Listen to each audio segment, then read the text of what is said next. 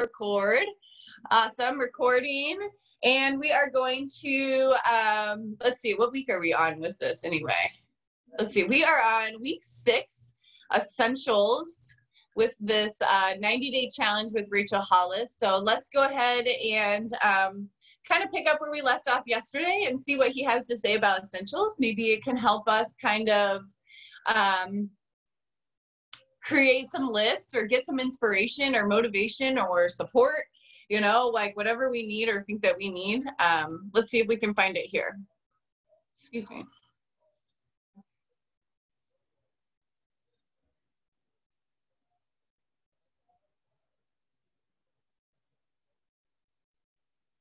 All right, to make sure I know that. Make sure you have a pencil and paper.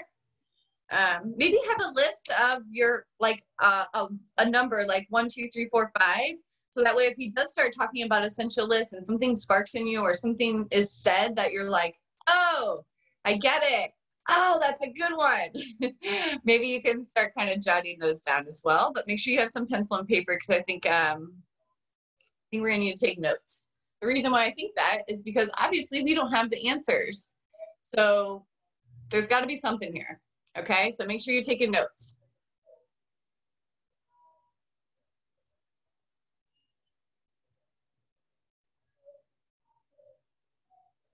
Okay, so now that you've got a general sense of what you believe to be the primary values of your life, the essentials of your life, the things that you'd have to stay focused on to unlock thriving through this quarantine, I think we have to take a step back and understand a little bit of how the hierarchy of needs, you ever heard of Maslow's hierarchy of needs? How the hierarchy of needs affords us an opportunity to actually pursue what we've identified as being essential because of the way that we've taken care of needs in sequential order. I will explain.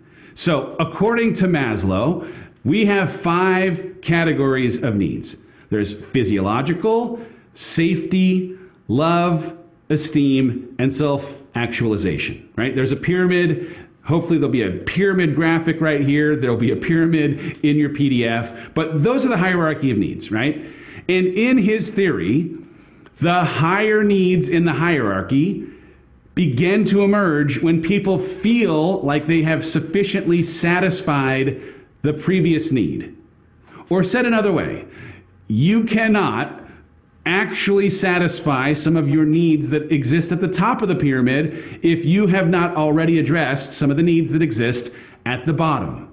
So you got to understand what's at the bottom of your hierarchy of needs and make sure that you are satisfying those basics, those essentials, to be able to unlock things that exist at the higher levels of the pyramid. So what's at the bottom? What are the things that are identified as being basic needs? Basic needs, the bottom of the pyramid, that's the basis of basically this conversation today about essentials or basics. There are 2 things, physiological needs and safety needs, right? So physiological needs is like you're hungry. It's like you need to drink water. You got to get sleep. It's like the very, very basic things that you as a human being need physiologically to be alive, right? And so like if you were someone who didn't get enough sleep, the idea that you would be able to focus on any of your other needs is compromised. If you're really, really hungry, like super hungry, the chance that you're going to be able to focus your attention on some other essential is compromised, right? So handling those basic physiological needs is a first thing that you have to be able to do in order to climb any other part of that ladder. The second tier of the ladder is safety, right? Like after you satisfied that very base level of physiological need, then you go to that next level, and that's like the idea of a safe environment. Right? The idea of some kind of predictability or predictable environment, at least. Like feeling safe, feeling secure, having some sense of certainty. And here we are, right? In one of the most uncertain times in our lifetime. But this is a thing that we have to try and address, even in the midst of uncertainty, if we want to be able, again, to satisfy some of the additional needs that exist on this hierarchy. So beyond the basic needs, we're not going to get into the things beyond the basic needs, but why a conversation like today's about essentials, about basics is important is because if you want to be able to go on to those next steps where you're talking about love and belonging, where you're talking about how you connect in relationship, right? If you want to go beyond that and get into esteem, right? How you feel about yourself. If you want to go all the way to the top where you talk about self-actualization, right? Where you're diving now into the idea of your potential and unlocking it fully, then those things are possible, but only if we've handled and satisfied really addressing our basic needs, making sure that we're doing the things that we can to create a satisfaction against the set of needs that we have at the most basic level. So in today's session, we're going to focus on your basic needs. Yes, that is how we're eating the right foods and drinking enough water, getting the right kind of sleep at that very, very basic physiological level. Yes, it's about safety and security, how we're creating frameworks and structures to find ways to create something that feels a little more predictable or dependable in unpredictable times. And in that, we're going to talk a little bit about finance, a little about time management, a little about self-care, because those things as vehicles to take care of some of your basic needs are the essentials. At least they're the essentials in my life. And I think as you have some discipline and some process around them, they will become essentials that unlock the possibility of satisfying many more of your needs in your life as well. So at this point, let's do a quick exercise around your basic needs, whether it's physiologically around food, water, rest, or around safety as it pertains to security and predictable environments. I want to ask you to answer 3 questions. Okay? Question number 1, it's in your PDF. What is currently keeping you from peace of mind? What is currently keeping you from peace of mind as it pertains to basic needs, whether they're physiological or safety related? Write down anything and everything that currently is keeping you from peace of mind. That's the first question. The second question, what would freedom in having your basic needs met feel like? How would it feel to be free from the things that are currently compromising your peace of mind? Get really specific because you're going to need to connect to that emotion to create the kind of motivation and momentum as you now have a sense of what you need to try and address. All right, then the third question, from the strength that comes in that freedom, how could you better show up for yourself or for the ones that you love?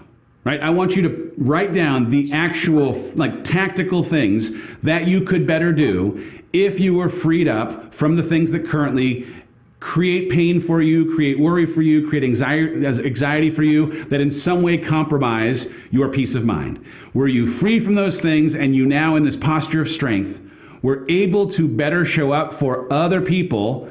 How could you show up better for them? Whether it's for someone else or for yourself, how? Get specific. Because again, when you are trying to muster the strength and will to satisfy some of these basic needs, seeing a vision of what's possible when you do may in fact be the thing that you need, the light at the end of the tunnel, to actually do the work, to get up and go, keep on going, get back up in the days when it feels hard.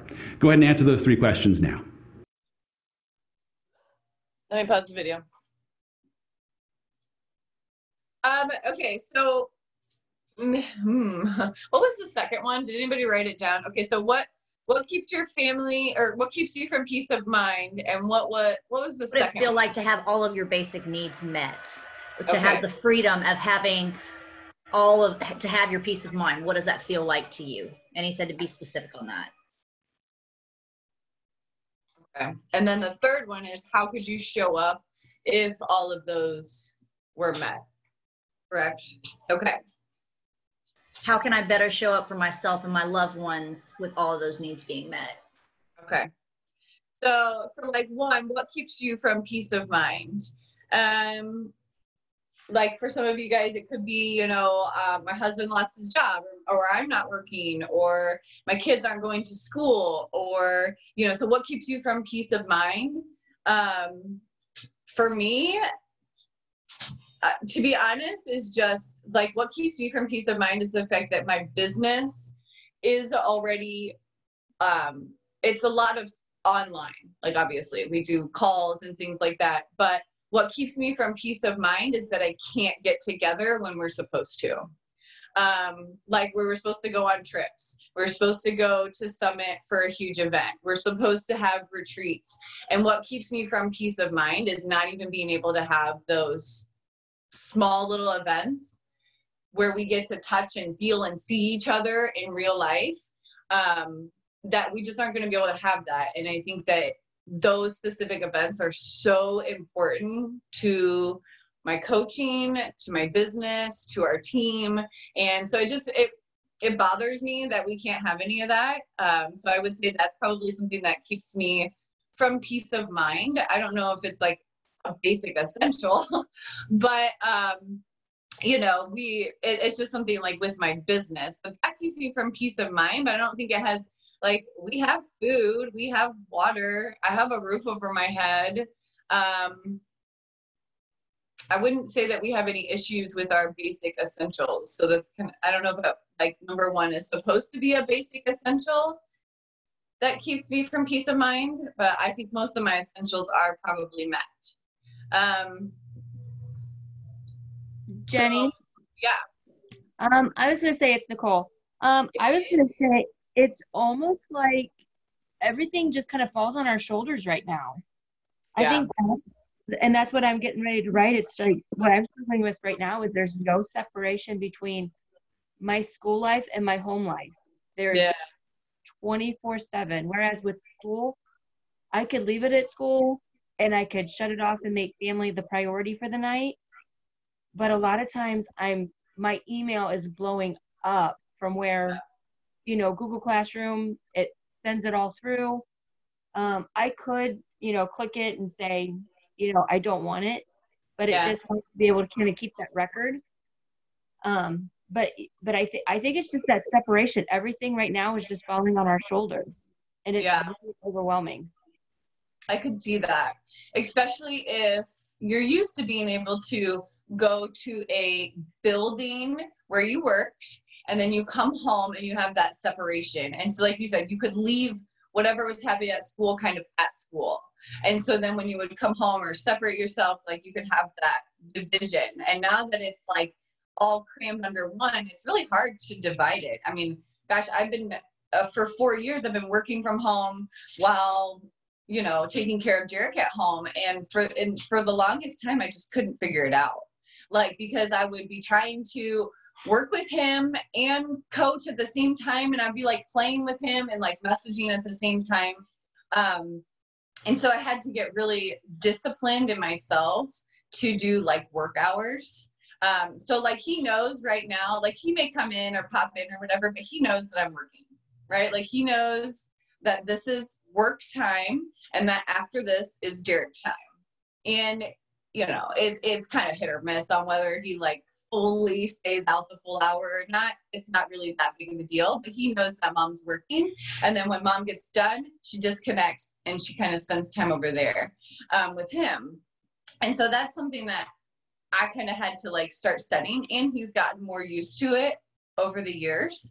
But I could only imagine your guys' kids or something being like, well, this has never happened before. This is all new, and that can really take your peace of mind, right? Like this whole schedule switch in general can just suck you dry if you're not used to being at home. Like for me, it was almost an easy transition because I was home all the time already. And so was Derek.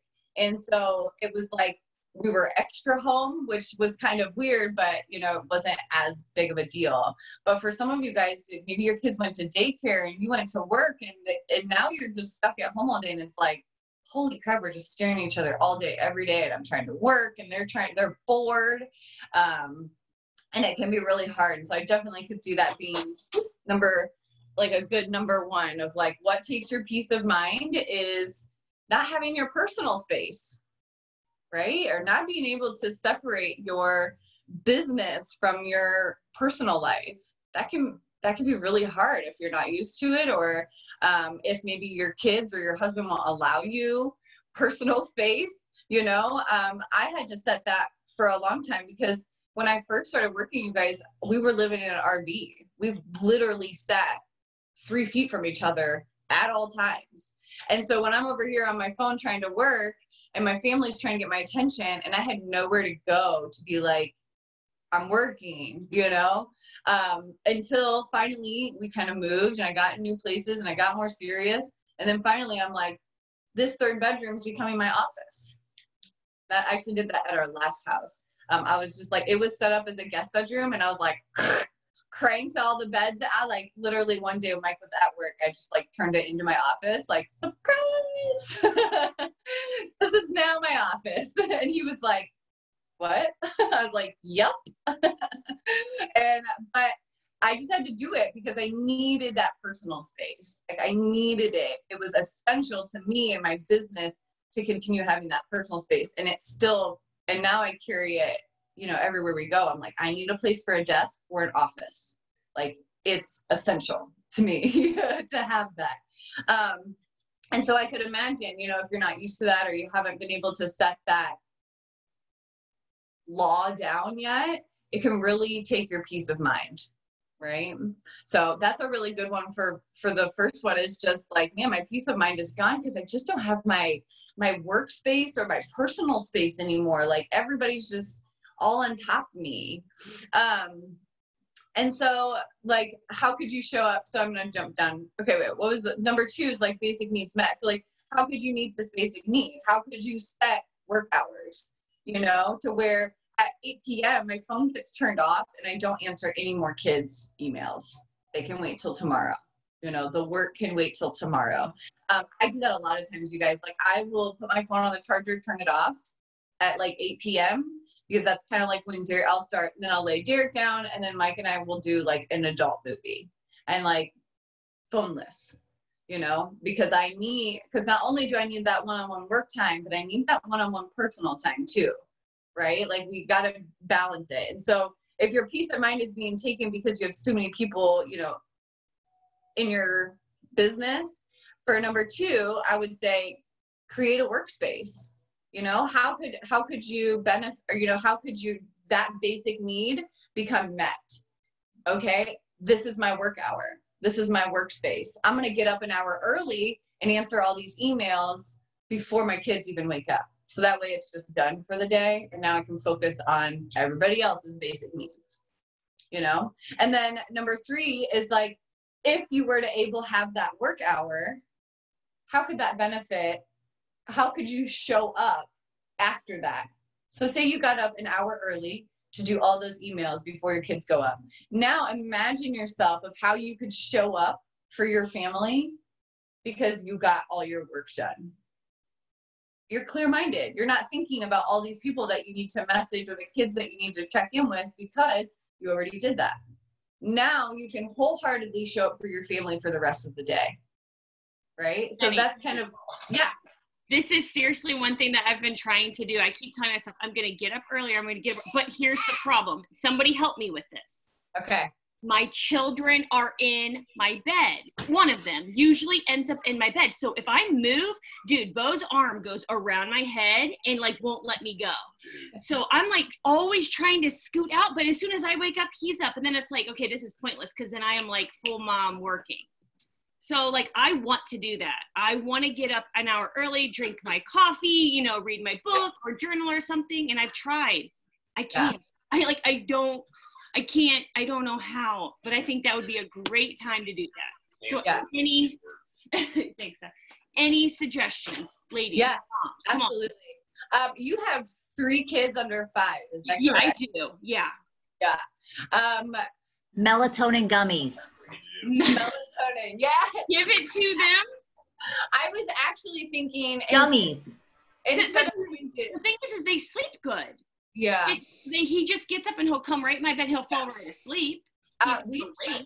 We actually just got Derek out of our bed. He had been sleeping. We co-slept for 5 years.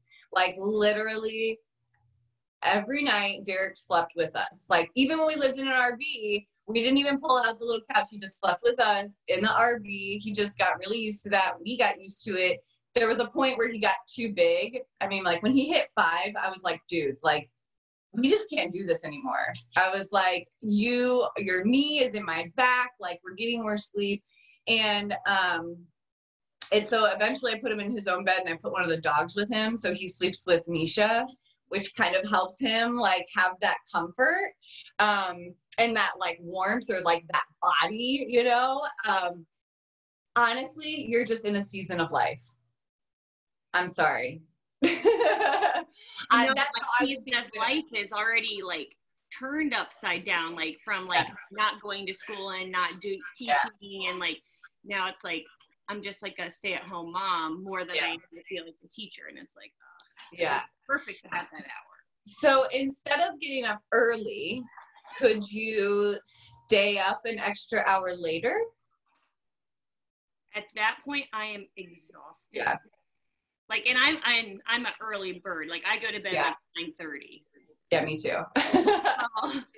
Me too. I love going to bed at like 9:30 and waking up between like 5 and 5:30. Yeah. That is like more my ideal schedule, just because I'm more productive in the morning. Like if I tend to stay up late, I'm never like being productive. It's like watching a movie or something like that. And so I prefer to get up early.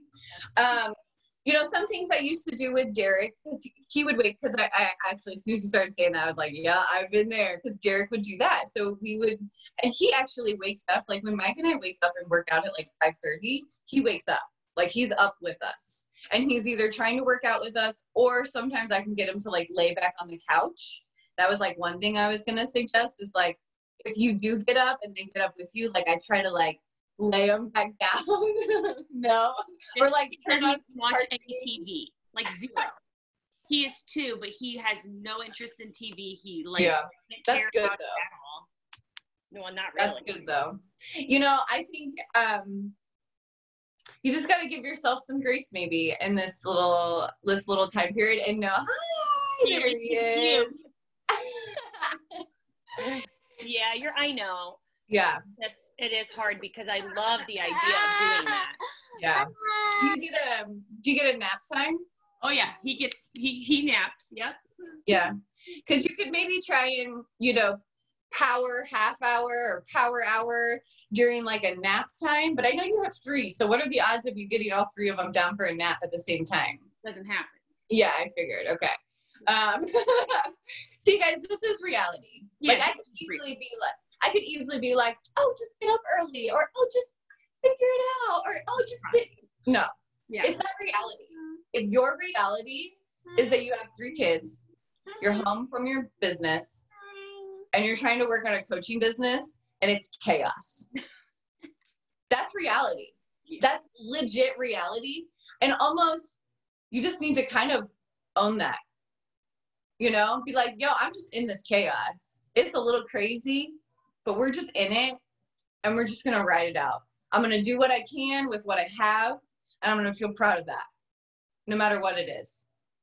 You know, because if not, what are you going to do? You're going to beat yourself up. Or you're going to take it out on your kids because they're up and you wanted to get up and they're not up, and you start to kind of resent or you know, like I said, I would take it out on Derek or your husband, right? Like you take it out on your husband, like, why isn't he? That's what he just said, or your husband. Yeah. And then what? And then you guys are fighting, and then it's all because you had these huge expectations of this time that just isn't in your season right now. And I think sometimes just owning that in itself can help you accept your reality right now. Almost like the vision of your reality and your true reality aren't quite connecting. And I think sometimes when we just let go of what we think our reality should look like right now and how it really looks are 2 separate things, right? And the more that we can let go of what we think we should be doing, all these huge expectations of like, the house needs to stay clean and I need to be messaging 500 people for my business and I need to be teaching and then also hitting my own, it's exhausting even thinking of saying that, let alone actively doing it. Right? Like that's exhausting. And then imagine our husbands trying to keep up with that mindset. Imagine our kids trying to keep up with this expectations that mom has of, I need to be working and working. Like you're trying to work 2 jobs. You're still teaching, I'm sure. And then you're trying to coach. Plus you have 3 kids under 5. Like, oh, mama, give yourself some grace, you know? Yeah, you are superwoman. You got to realize all the stuff you're already doing, you know? Like you're kicking ass. Okay? Don't beat yourself up over that. Thanks. Now, absolutely. And the mornings that you get that extra time in, just count it as a bonus. You know, instead of getting mad when it doesn't happen, how about those few days that maybe you can sneak out of bed? Oh, those are glorious days, right? And we're just going to cherish those days. We're going to love them for what they are. But we're not going to hate the days that it doesn't happen. We're just going to say, you know what? Today wasn't the day. That's okay. How else can I make today great? You know, and I especially think sometimes too, like when we don't get a workout in, we're like start beating ourselves up, right? But you still came to Warrior Hour. You still worked on your mindset. Maybe you still had your shake. You're still doing things in your life that are going to move you forward. You know, you're just maybe focusing on this one thing that's not able to be done. And that's okay. Let it go. Focus on all these other things. Maybe make a grateful list. Anytime that you feel like you're starting to like beat yourself up because you're not doing a certain thing, boom, turn around and write 5 things you're grateful for. You know, wow, I'm grateful that I even have a bed large enough that I can fit my 3rd child in. Some people don't even have that bed, you know. I am so grateful that my child is so comforted by me that he knows that he can come to me at night. You know, just try and flip it. Flip that perspective for your own sanity, right? That's what it's for, you guys.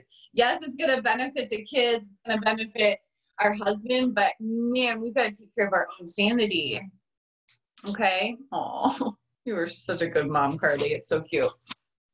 I pray for you guys, just so you know. I think about all you guys quite a bit. And I'm just like, that's why I just love that I get to do Warrior Hour and get to see you guys and get to have like even this little smidge of information to you guys or inspiration or motivation or support. You know, I know it's hard. Like, trust me, when I walk out of here, like my life is just as hard as your guys's. Like, I just continue to show up regardless. It's not every day that I get to post. It's not every day that I get to, you know, run my business how I want to. I just chalk it up as today wasn't the day. You know, I just tried to kind of look at maybe what else did I do? Hey, you know, yesterday I didn't get to run my business as much, but I had an amazing family day. We got to go wakeboarding. We got to be outside. Derek got to run and play. We took like a family nap. Like it was just like, it was a great family day, regardless of how much I got done in my business. You know, remember too, also look at your week as a whole rather than sometimes the day in front of you. Because sometimes the day in front of you can be very frustrating, and you can start to feel like a failure. You start beating yourselves up. But sometimes when you look back and you go, yeah, but wow, if I really look back, you know, I signed this girl up on Tuesday and I'm helping her work through her program. And I've been working with Derek on letters and numbers, and Mike and I had a great movie night last night. And so, you know, when you kind of start to look at the week as a whole, I did hit my business. I did have one-on-one time with Derek. I did have, you know, another time with so-and-so or something like that. And so when you look at it, try to step back and look at it as a week of a whole of like, did I hit all my essentials throughout the week? Maybe not every day, but was it at the week? I think that's a little bit easier to look at.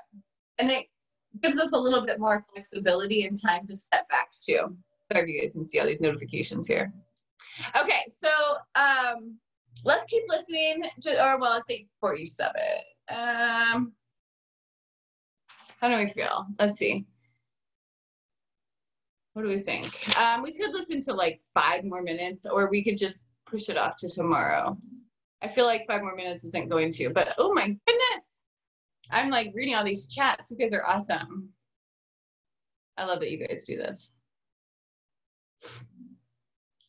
Yeah, dude, when it comes to like having, I just sort of like reiterate, when it comes to having a child in your bed, I'm telling you, I've been there. Like, it is so hard to get them out of your bed. Like, it is, Dirk, I'm literally the only, so we have like specific things that need to be done in his room before he can like stay the whole night. Like, we have his little sonic light on that like, it's like a little blue light. He gets Misha in the bed, and we had to make sure that we put Tom and Jerry on his TV, because Tom and Jerry is one of those DVDs that will just continue to play over and over again.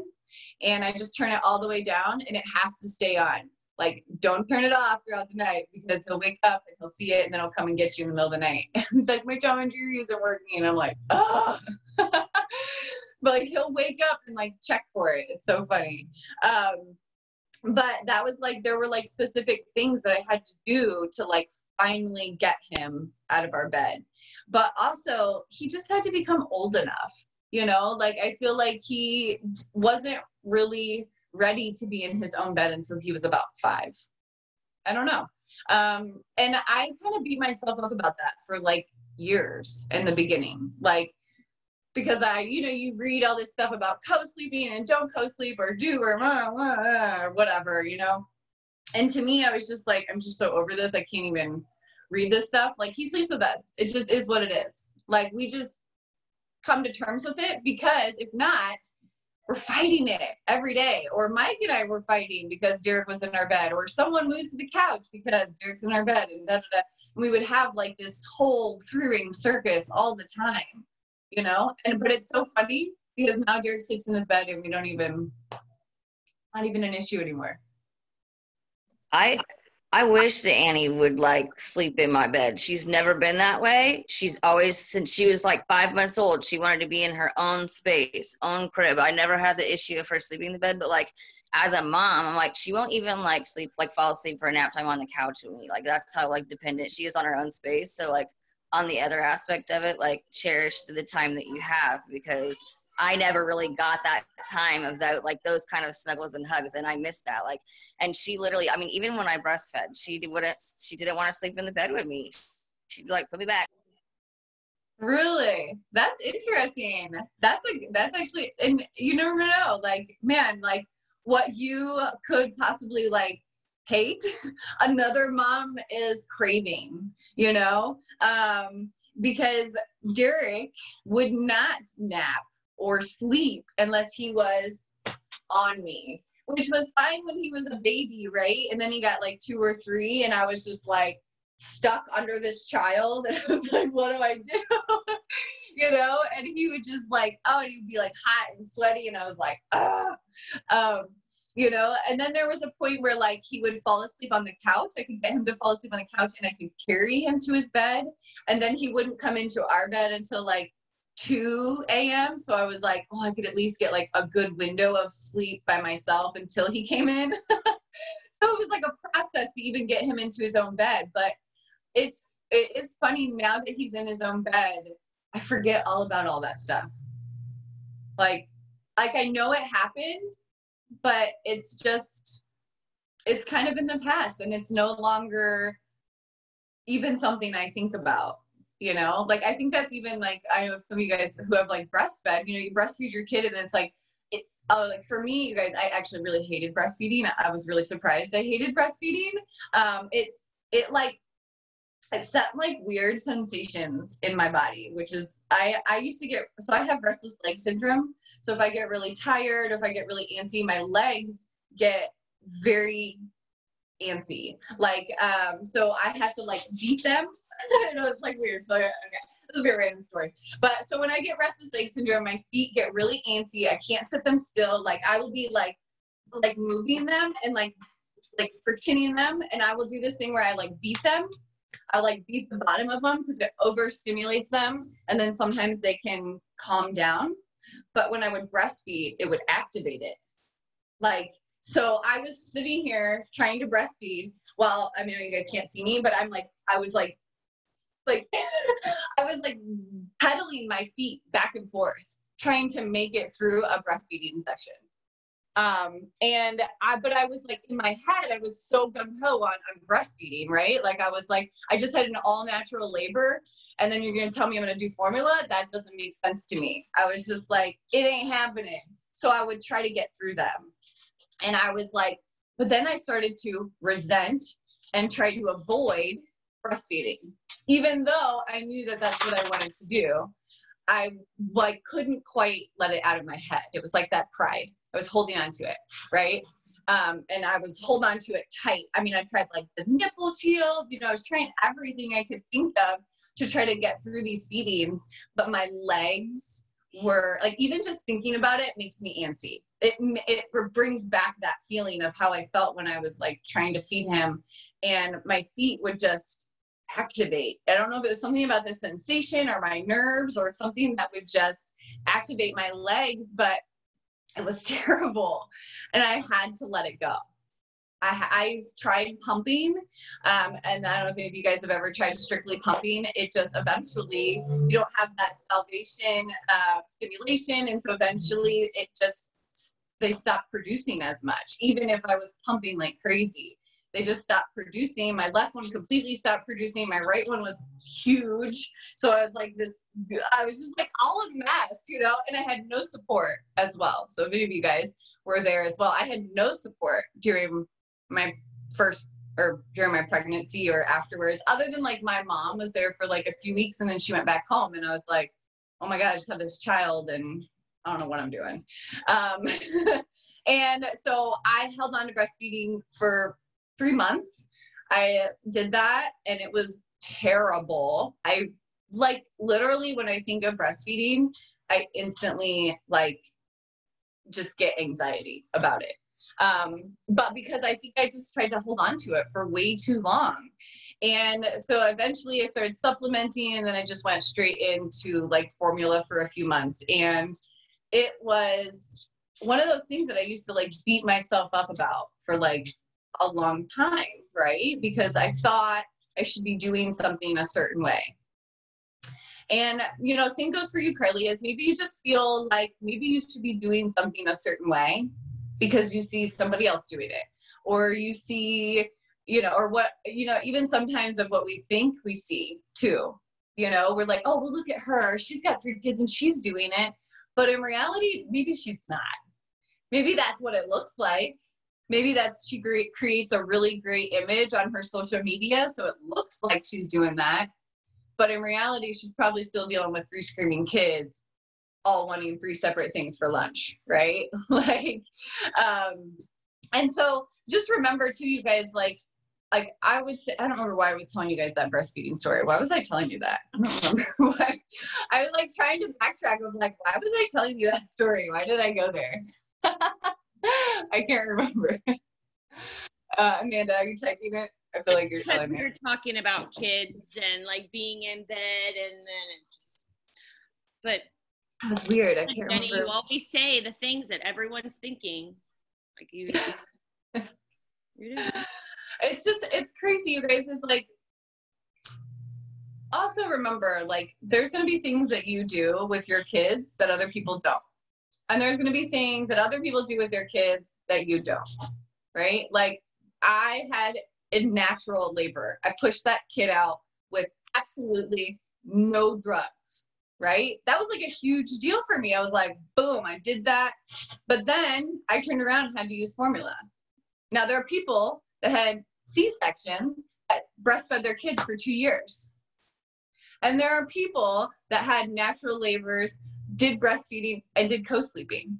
There are people that had emergency C-sections, didn't breastfeed, didn't co-sleep. You know what I mean? Like, everybody's going to be different. And I think sometimes we just start to compare ourselves, or we think we should be doing certain things, when in reality, no one's actually doing all the things you think they're doing. Okay. And that's where like social media can be great, but you've got to also take it with like a grain of salt and know that they picked their best picture, right? They picked the best picture to put up there. They didn't put the one where the kid had their finger up the mom's nose. You know what I mean? Like, she took 10 pictures, okay? Just so you know. She picked the best one. And you have to remember things like that. Or like, and same for me. I mean, there's times where like, I've even like taken a picture of Derek and it was like a super cute picture, but then 5 minutes later we're screaming at each other and I'm like sending him to his room or something. Like, don't think that just because I post a pretty picture of Derek, that he's just all you know, just nice and whatever. Like, I mean, he's a little shit sometimes too, right? Like, he could be a total sweetheart, but he could be a little shit too. And that's how we all need to remember we're all just trying to survive. Hanyak. What? Hanyak. Ooh, what is that? A mischievous little shit. I'm gonna have to start calling Derek that. He'll be like, "What?" I was like, "Yeah, exactly." Yeah, my mom always told me you just have to fit what works for you. Like, everybody's gonna have to find something that works for them. There's gonna be a million guidelines and rules that people put out there that they say that you should follow, and it's like it doesn't work for everybody. Everybody's life is different. Everybody plans out. Their days are different. Some days it works different this way or that way. It's like it may work for 6 days and not work for the next 12. That's just real life. Yeah, that's the tricky part too, is like what worked for you last week may not work for you this week, right? So like you're going to get opinions from other people too that you're like, okay, that totally didn't work for me. I know it worked for you. It didn't work for me. But also what may work for you may not work for you next week, because maybe next week your kid has a tooth coming in and they're extra cranky and they're extra wanting you and you're trying to get them to sleep in their own bed, but all they want is mama's touch because they're in pain, you know? But you're so stuck on maybe getting them into their own bed or getting them off of the breast or something like that, because you're thinking, oh, it's 6 months, I gotta make sure that he's not doing this anymore. I gotta make sure he's doing this because he's at this milestone and you know, especially as a first-time mom, I look back at a lot of those things of like the milestones that they should be doing, and I'm like, now I get why they say the second one is easier, you know, or like because you've been through the BS, you know, your BS meter is a lot better after the first one, I think. And so I get it. Like when I look back at some of the stuff that I was assuming Derek should be doing or assuming I should be doing, and I was placing these unrealistic expectations on myself for no reason. And it was just creating more anxiety in my family, myself, and my household, which was super counterproductive to what I was trying to do, right? And so you got to kind of give yourself some grace, but also like really, really ask yourself, the thing I'm trying to achieve, is it essential? Ooh, we're going to bring it back around. We're going to bring it back around. Is it essential? Is this essential to living my life right now? You know, are you going to survive, Carly, with your kid in your bed for a few more weeks? Probably. You know, you'll probably be all right. It's going to be a little bit of a struggle. It's probably going to suck a couple nights and you wake up to a knee in your back, or like a foot in your face. Absolutely. It's going to suck. You can come here and tell us about it. You know, be like, all right, guys, last night I had a freaking foot in my face, but I'm here, you know? And then let's recognize that part first.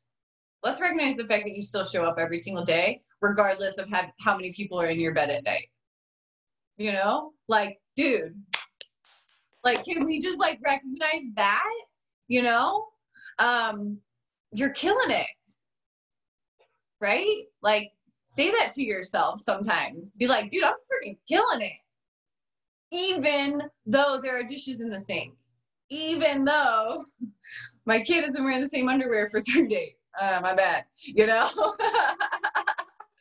I'm like terrible at changing. I'll look at Derek and be like, dude, you need to change that shirt. I think I took a picture of you in it yesterday. Like, I'm like, change that. Come on. You know, like, regardless of those little things, they're going to be fine. Like, what they need is your love.